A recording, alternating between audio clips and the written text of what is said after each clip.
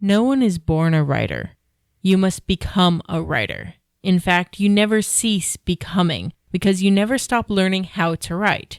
Even now, I am becoming a writer, and so are you. Joe Bunting.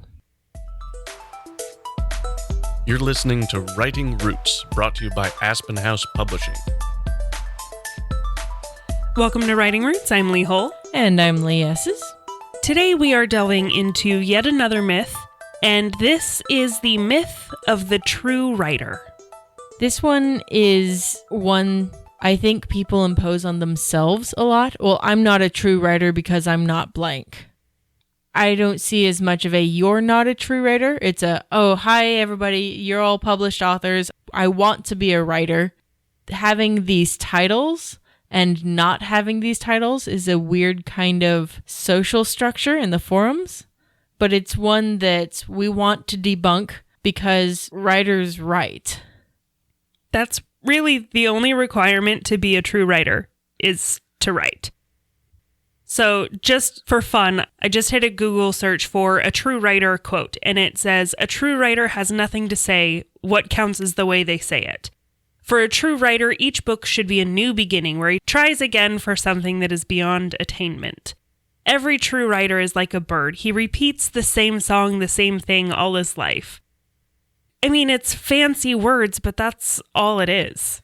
I don't feel like all of that applies to me. Absolutely not, but I do think I am a true writer. There are a lot of reasons why this myth exists, not only this social structure that we kind of impose on ourselves, but a lot of people feel like they were born to write. They are a true writer. They were a writer from before they even understood language in a decent way. It's true, I use how I am built toward my writing, but I don't think anyone is born a writer. Like our opener said, you become a writer and you don't stop becoming a better version of yourself when you write. And really, so long as you're literate, so long as you have some way of writing something down, especially in today's technology, it is so easy to write something. You can be a writer. It doesn't necessarily make you a good writer, but you still write. Becoming a skilled writer, we've done episodes on that kind of thing in the past, but building those skills toward becoming a truer version of yourself as a writer and an author is the goal. That doesn't mean that the title of writer is unattainable to anybody. One of the reasons why this myth exists, that there is a true and ideal version of a writer, is that there are trends among writers. There are things that a lot of writers have in common. You look at any merchandise aimed at authors and writers, and you'll start to see, I have a cup that my family got for me that says, "I am silently correcting your grammar."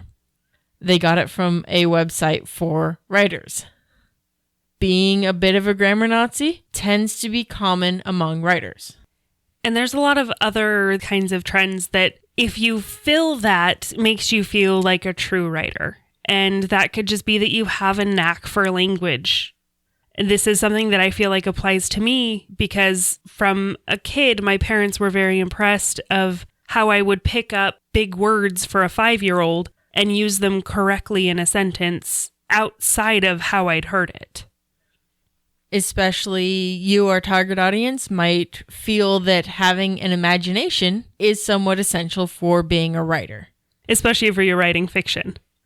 There's also this idea that a writer needs to have discipline, that they need to focus and say, yes, I'm going to write every day for this amount of time. I am going to write this many words a day, and if I'm not writing that many words a day, I'm not a writer. Hard disagree. Yeah. Another thing that you might see out there is people saying, I need to learn about writing before I start writing. I need to have a degree of some kind in writing in order to be a writer.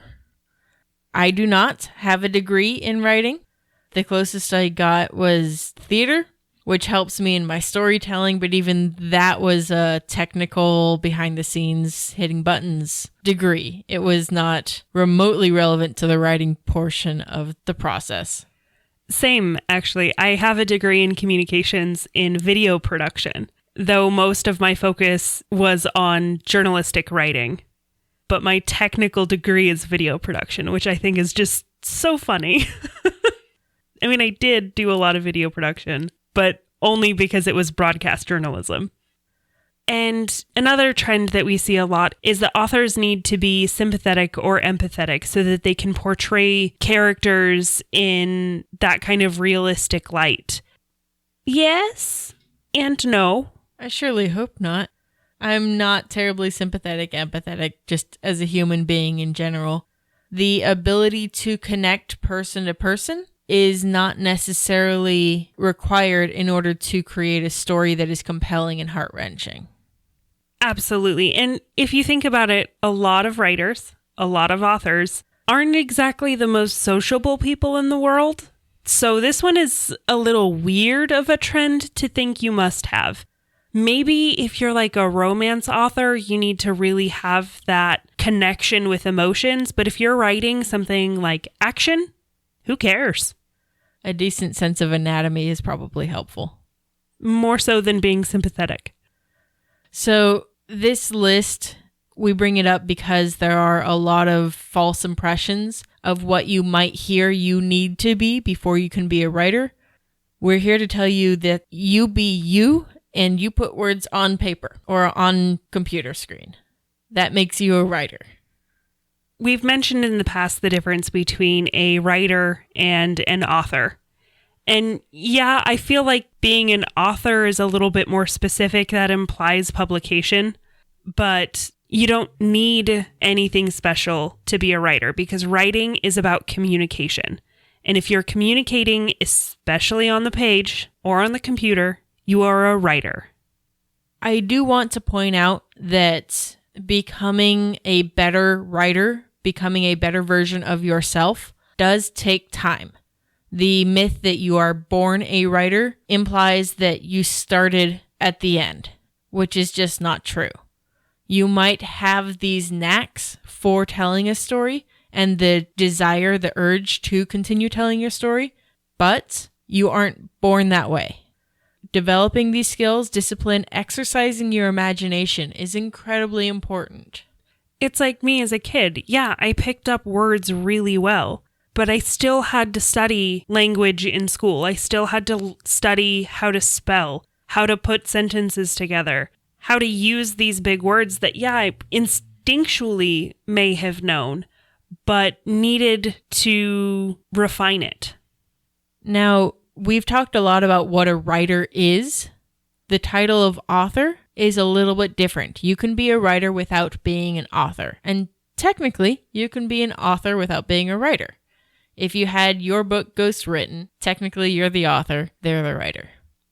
The thing is, though, whether you are a writer or a writer and author, neither of these titles are an indication of your skill. You could be a fantastic writer and never have been published. You can also be a terrible writer and be published. See last week's opener for that one. So we've talked a little bit about different professions, different things you can do to be considered a writer. There are a couple of jobs out there where writer is actually in the name. This gives you an opportunity to write a lot if that's something you want to do and something you want to pursue, which is a lot of the reasons I became a journalist, so that I could write, because I like writing. One of these jobs is the technical writer. Effectively, they're transferring information from one person to another. So if you are translating in some way, or you are making sure that the lawyers speak and the laymen speak both make sense, that's a technical writer. They aren't taking their own words, they're taking someone else's words and making them understandable. Similar to that is the ghostwriter, where they're taking somebody else's content and writing it for them. You can have somebody who wants to dictate a book or has an idea and they want it written, but they don't have the capability or desire to write it themselves. So they hire a ghostwriter to do the writing for them, and then they'll review it and make the changes they want. Of course, content writers are huge right now, especially with the BuzzFeed and a lot of these interesting websites where you just go and kill time and you read a list of 10 things that Redditors think go good with chocolate, whatever the list is. You are creating content so that people click on it and see the ads also on the page. And that's how everybody gets paid. You can also be a copywriter, which is writing for marketing, advertisements, commercials, that kind of stuff. Copywriters do that. We did an episode last summer, I think it was July 2020, where we talked about tease writing and writing in order to get your readers to lean forward and want another bite of whatever it is that you're trying to tell them. Copywriters are really good at that particular skill set. Very, very good at that. Otherwise, they would not have a very good job. So no matter what, remember that you can be a true writer because a true writer writes. That's the only qualifier that goes with that. You don't have to be an author. You don't have to be this or that. All of that advice that says a true writer is, just throw it out the window. Because what matters is that you write selfishly. If you have a question or comment for our hosts or a topic you'd like us to cover, send us an email at writingroots@aspenhousepublishing.com or find us on Facebook by searching for Aspen House Publishing.